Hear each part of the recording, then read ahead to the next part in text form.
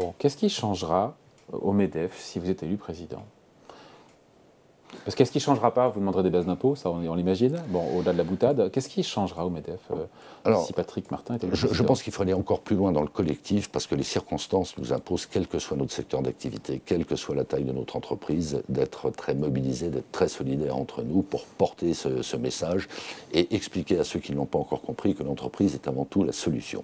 Donc moi je pense qu'on a encore des marges d'amélioration dans le fonctionnement collectif du MEDEF. Premier point. Deuxième point, je l'ai évoqué rapidement, je pense qu'il faut que nous soyons plus actifs encore, nous le sommes, dans le débat d'idées. Dans le débat d'idées, et singulièrement autour de ce débat assez fondateur, croissance versus décroissance. Il y a une petite musique décroissante qui est portée par des gens de bonne foi, pour d'autres qui le sont probablement moins, et je pense que c'est un suicide collectif si nous nous engageons sur la voie de la décroissance.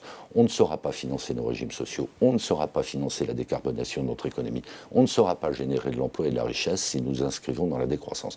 Et donc moi j'entends nous adjoindre plus encore des brillants esprits, y compris des contradicteurs d'ailleurs, pour qu'on aille sur ces terrains-là, qu'on aille par ailleurs... Donc il y a un devoir de pédagogie. De pédagogie, et puis après il y a des sujets... Qui n'a pas été d'ailleurs, qui n'a pas été... Ça a été un peu reproché par Pierre Gattaz dans une interview que j'ai lue, je crois que c'était aux Échos, où il reprochait un peu au MEDEF de ne pas avoir assez mouillé le maillot pour assurer la pédagogie justement de cette réforme des retraites. Oui, enfin tout le monde ne souhaitait pas que nous soyons très en flèche pour défendre la réforme des retraites. Je veux dire par là que s'il avait été identifié comme la réforme du MEDEF, ça n'aurait peut-être pas été un cadeau.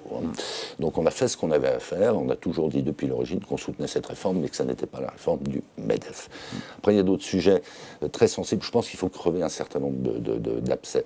Les retraites par capitalisation, il faudra à un moment donné, si d'aventure le climat politique s'apaise, parler sereinement, rationnellement du sujet de l'immigration, de l'immigration économique. On a des centaines de milliers d'emplois qui ne sont pas pourvus aujourd'hui. Première réponse, nous remettre à niveau et le plus vite possible en termes de formation, faire revenir vers le marché de l'emploi les titulaires du RSA. Oui, mais est-ce qu'à un moment donné, on n'aura pas une impasse sur des métiers qui sont indispensables au bien collectif? Je pense en particulier à l'aide à la personne et à la santé.